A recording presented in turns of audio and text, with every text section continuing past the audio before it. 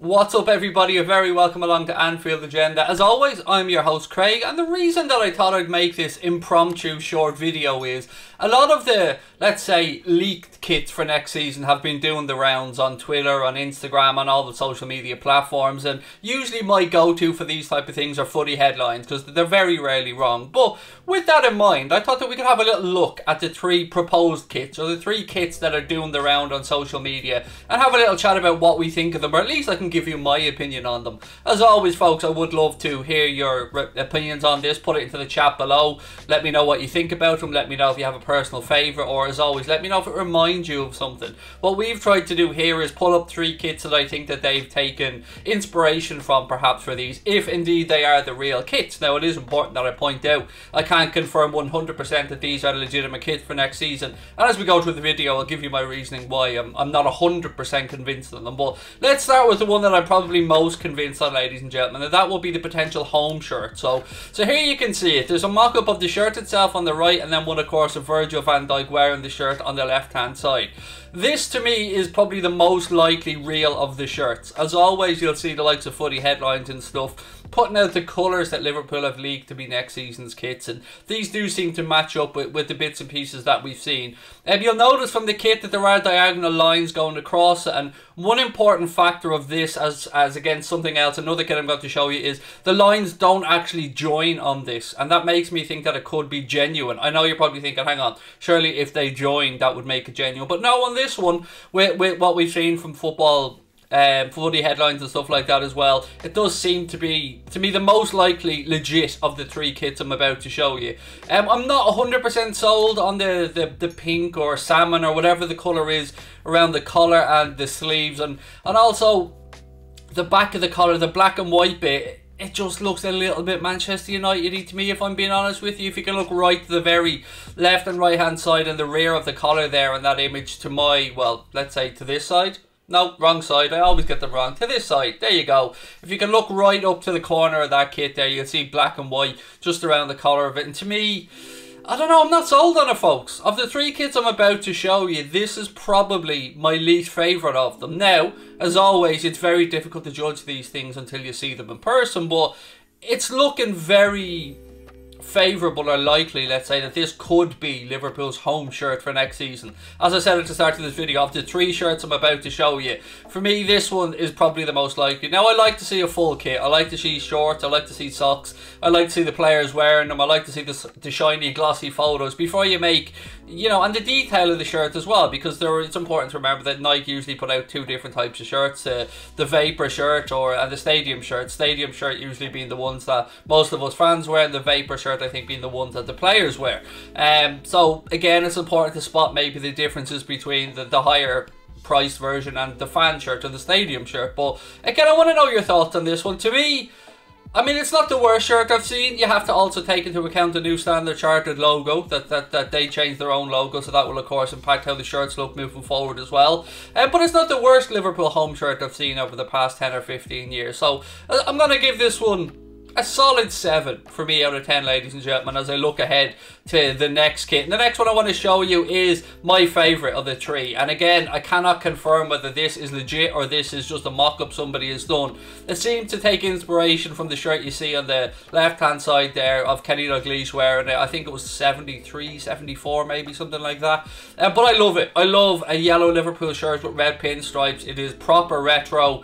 Again, there's a few things to know here with regards to the lines and stuff and the way that they stop in and around the Standard Chartered.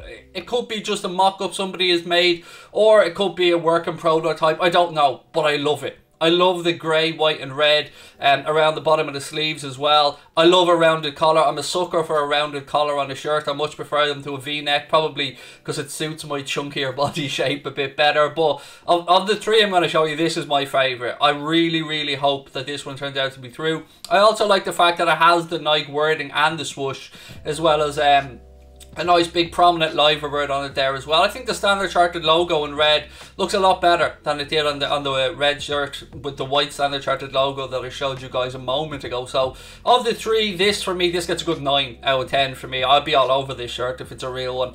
Definitely going to be making its way to my wardrobe for next season. And again, I got to point out, I cannot confirm that this is the shirt. We're just working off what's going around on social media. And as always, I would tell you to have a look at footy headlines for anything regarding shirts, because they usually fairly spot on with these type of things. So again, in the comment section below, folks, I would love to know what you think about it, but I won't lie, I'm all over this one. It just screams Liverpool, doesn't it, when you look at it? Like, if you think back to the heydays of Kenny and Dalglish and Liverpool back in those Umbro shirts before, and I think we've had yellow shirts over the years, we've had a lot of them, but I think this one certainly takes inspiration from the shirt to the left of the screen there that you can see Kenny wearing. So for me, as I said, 9 out of 10 on this one. I really hope it's true. But that brings us on to the last one, and this one is a white shirt, ladies and gentlemen, and here you can see it. Now, the reason I showed you guys the first shirt and spoke about the lines not joining is because on this mock-up here, those diagonal lines, although going in the opposite direction, they do in fact join up, they do connect, unlike on the home shirt. Again, you're seeing a black, red and white type of collar and similar cuffing to the yellow shirt, but in different colors here on this one. So I'm a bit wary of this. You can see, I think, again, if you're looking for inspiration, you look at, I think it's the 2011 Adidas shirt that Stevie G has on there to my left-hand side. And this is a shirt I think a lot of people will like. It brings back a lot of memories of Gerrard and Torres. And unfortunately, it brings back memories of, you know, some other players like John Joe Shelby and the like as well. But I don't mind this one so much. I mean, I don't usually buy white shirts because white doesn't really suit me as a colour to wear, but I know a lot of Liverpool fans out there have been liking the look of this on social media. Again, it kind of has a little bit of Manchester United-y about it. Maybe that's just the black, red and white and the collar that's thrown me off. On this one, I'm going to go with the home shirt in the same. I'll give this one a solid 7 out of 10, but of the three that I've shown you, the yellow one for me is the one that I hope is legit, the one that I would definitely be putting my money out of my wallet to buy. I'd love to know what you guys think about it, if you think they're real, what you think of the new Standard Chartered logo, of course, as well. That's very important. But it is, if they are the three shirts for next season, I think it's fair to say that there'll be a little something for everybody in there. I mean, there is a good mix of types. You've got stripes on all of them, whether they be diagonal or whether they be pinstripe. I personally, as I said, love the yellow one. I love the idea of the round neck. Again, similar, this white one to the yellow one. But if we look back as well to the kit from this season, we've seen that Nike have been a bit distinctive in the way they've done their collars with the cutout on the back of the home shirt and stuff. It would be amazed if they just went to a straight, plain, round neck. I have a feeling that the yellow one and the white one may be close to the type of kits that we'll see next season, but I think the red one is probably the most legit. As I said at the very start of this video, that to me seems like the one that, if I was to put money on it being real, it would be that one. Now, I'm hoping the yellow one is real. And again, I'd love to know your thoughts on this white one. I'd imagine a pair of black shorts with it, much like the one Stevie G's wearing there on the left-hand side of the screen. Let me know what your favourite is, folks. Let me maybe know if you've seen other league kits anywhere that you'd like us to talk about.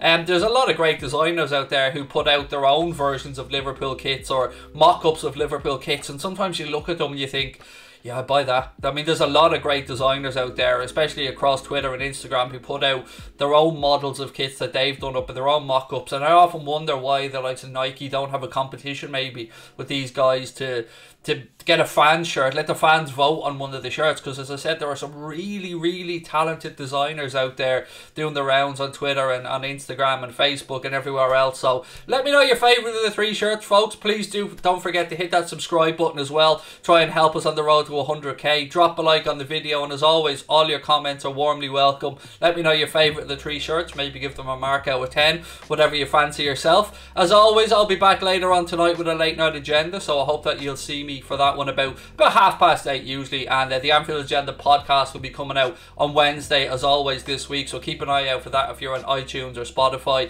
And of course, don't forget about our socials as well. Anfield Agenda is on TikTok, Instagram, Facebook, Twitter.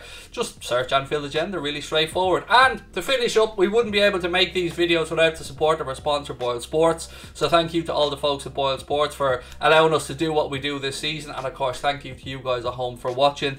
That's the three kits that we've seen leaked so far, folks. As always, want to know your opinions. Take care and up the Reds.